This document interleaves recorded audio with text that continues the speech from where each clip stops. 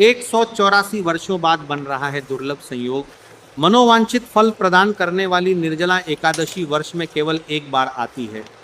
महाराज बताते हैं कि यह वह एकादशी है जो साधक के करोड़ों पापों का नाश करने की सामर्थ्य रखती है और शास्त्रों के अनुसार सभी एकादशियों के समान पुण्य प्रदान करती है। इसलिए इस अवसर को भूलकर भी हाथ से मत जाने दीजिए।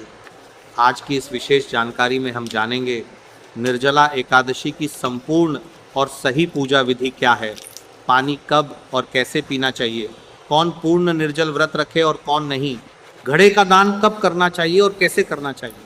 क्योंकि महाराज बताते हैं कि यदि घड़ा दान शास्त्रोक्त विधि से किया जाए तो अक्षय पुण्य की प्राप्ति होती है, अर्थात उसका पुण्य लंबे समय तक शुभ फल प्रदान करता है। लेकिन यदि दान में भूल हो जाए तो उसका पूर्ण फल प्राप्त नहीं होता। साथ ही जानेंगे व्रत के महत्वपूर्ण नियम क्या हैं, द्वादशी के दिन पारण कब और कैसे करना है तथा किन बातों का विशेष ध्यान रखना है। महाराज कहते हैं कि श्रद्धा, भक्ति और सही विधि से किया गया निर्जला एकादशी व्रत भगवान श्री हरि विष्णु की विशेष कृपा दिला सकता है, जीवन के अनेक कष्ट दूर कर सकता है और साधक को धर्म, पुण्य, सुख, समृद्धि तथा आध्यात्मिक उन्नति का आशीर्वाद प्रदान कर सकता है। इसलिए इस निर्जला एकादशी की संपूर्ण जानकारी अंत तक अवश्य जानिए। निर्जला एकादशी 2026 एक ऐसा व्रत जिसके पुण्य से वर्ष भर की सभी एकादशियों का फल प्राप्त होता है। महाराज बताते हैं कि जो भक्त श्रद्धा, नियम और भगवान श्री हरि विष्णु की भक्ति के साथ निर्जला एकादशी का व्रत करता है उसे सभी एकादशियों के समान पुण्य फल प्राप्त होता है। इस वर्ष निर्जला एकादशी 25 जून 2026 गुरुवार को उदया तिथि में मनाई जाएगी।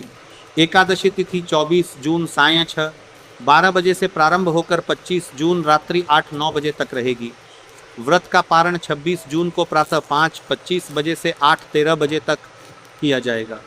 अभिजीत मुहूर्त लगभग 11:57 बजे से 12:53 बजे तक रहेगा, जबकि सायंकाल दीपदान सूर्यास्त के समय करना अत्यंत शुभ माना गया है। आज की इस वीडियो में आप सभी निर्जला एकादशी की सबसे सरल, शास्त्रोक्त और संपूर्ण पूजा विधि जानेंगे।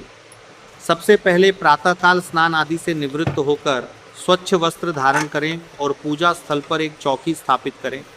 चौकी पर पीले रंग का वस्त्र बिछाएं, क्योंकि पीला रंग भगवान श्री हरि विष्णु को अत्यंत प्रिय है।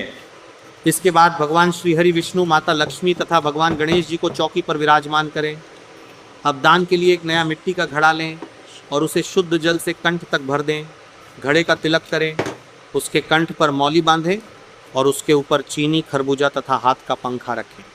निर्जला एकादशी पर मीठे जल का दान विशेष पुण्यदायक माना गया है। अब भगवान गणेश जी को जल के छींटे देकर स्नान कराएं।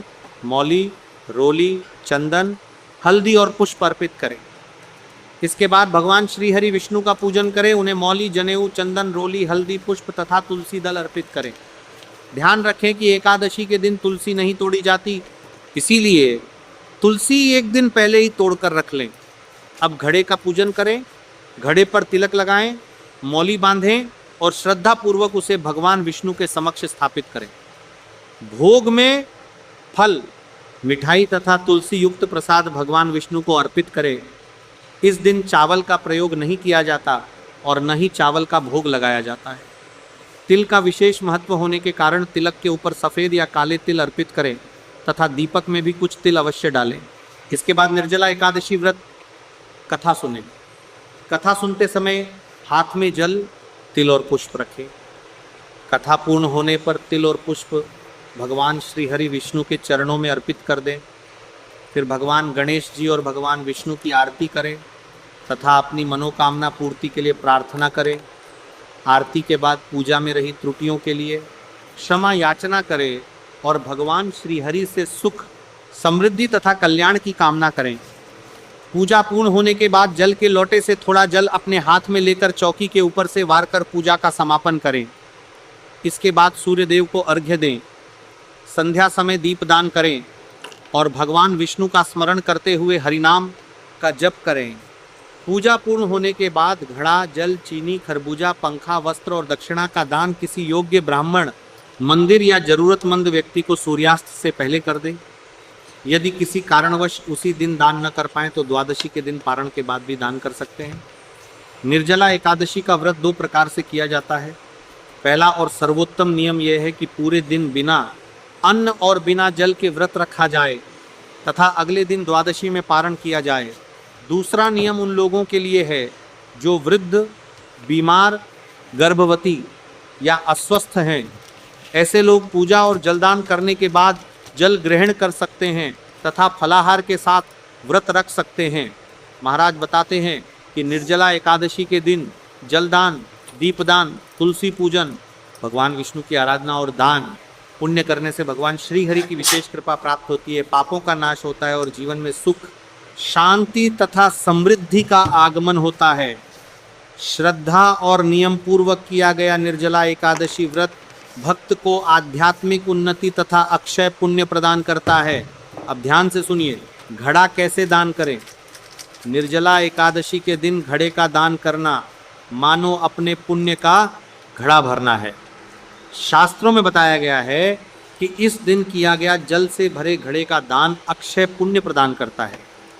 अक्षय अर्थात ऐसा पुण्य जिसका फल शीघ्र समाप्त नहीं होता बल्कि लंबे समय तक शुभ फल प्रदान करता है। लेकिन महाराज बताते हैं कि घड़े का दान सही विधि से किया जाए तभी उसका पूर्ण फल प्राप्त होता है। इसलिए घड़ा कब, कहाँ, कैसे और किस प्रकार दान करना है ये ध्यान से जान लीजिए। निर्जला एकादशी के दिन प्रातः स्नान आदि से निवृत्त होकर भगवान श्रीहरि विष्णु का पूजन करें। पूजा के लिए एक नया और स्वच्छ मिट्टी का घड़ा लें। घड़ा टूटा हुआ, चटका हुआ या पुराना नहीं होना चाहिए। इसके बाद घड़े को शुद्ध जल से कंठ तक भर दें।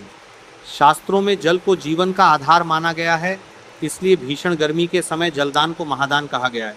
अब घड़े पर रोली हल्दी या चंदन से तिलक करें और उसके कंठ पर मौली बांधें। इसके बाद घड़े के ऊपर चीनी, मिश्री या गुड़ रखें। यदि संभव हो तो एक मौसमी फल, विशेषकर खरबूजा भी रखें, क्योंकि निर्जला एकादशी पर खरबूजे का दान शुभ माना गया है। साथ में हाथ का पंखा और अपनी श्रद्धा अनुसार दक्षिणा भी अवश्य रखें। अब इस घड़े को भगवान श्री हरि विष्णु के समक्ष रखकर दोनों हाथ जोड़कर प्रार्थना करें, हे श्री हरि, मैं ये जलदान और घड़ादान आपकी कृपा प्राप्ति तथा लोक कल्याण की भावना से कर रहा हूँ। मेरे जीवन में धर्म, पुण्य और सद्बुद्धि का वास बना रहे। ध्यान रखें कि घड़े में भरा हुआ जल स्वच्छ होना चाहिए। बहुत से लोग घड़े में अधिक मात्रा में चीनी डाल देते हैं, ये उचित नहीं माना जाता।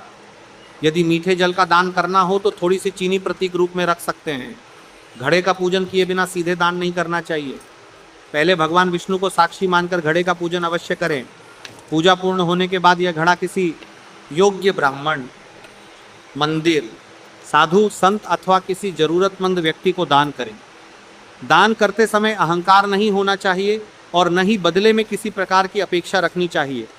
शास्त्रों के अनुसार दान का सर्वोत्तम समय निर्जला एकादशी के दिन सूर्यास्त से पूर्व माना गया है। यदि किसी कारणवश उसी दिन दान न कर पाएं तो द्वादशी के दिन व्रत पारण के बाद भी दान कर सकते हैं।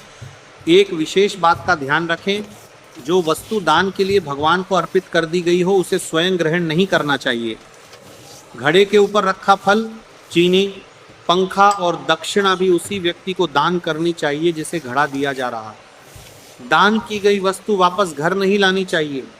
महाराज बताते हैं कि निर्जला एकादशी पर श्रद्धा और शुद्ध भाव से किया गया जल से भरे घड़े का दान भगवान विष्णु को अत्यंत प्रिय होता है।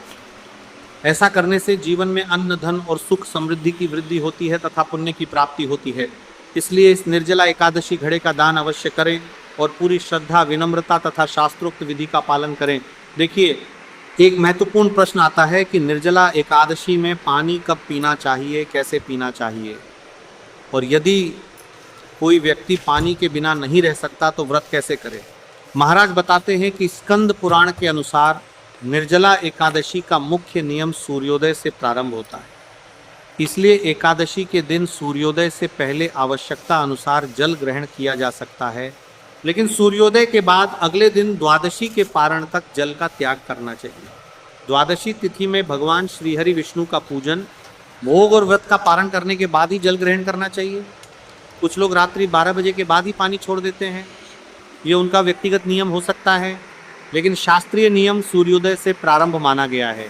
व्रत के दौरान कुल्ला करने तथा पूजा के समय आचमन के लिए अल्प मात्रा में जल लेने से व्रत भंग नहीं होता। यदि किसी व्यक्ति को स्वास्थ्य कारणों से दवा लेना आवश्यक हो तो वह आवश्यक मात्रा में जल के साथ औषधि ग्रहण कर सकता है। अब प्रश्न आता है कि यदि कोई व्यक्ति पानी के बिना नहीं रह सकता तो क्या करे। महाराज बताते हैं कि जो लोग वृद्ध हैं, अस्वस्थ हैं, गर्भवती हैं, दवा लेते हैं या निर्जल व्रत रखने में असमर्थ हैं,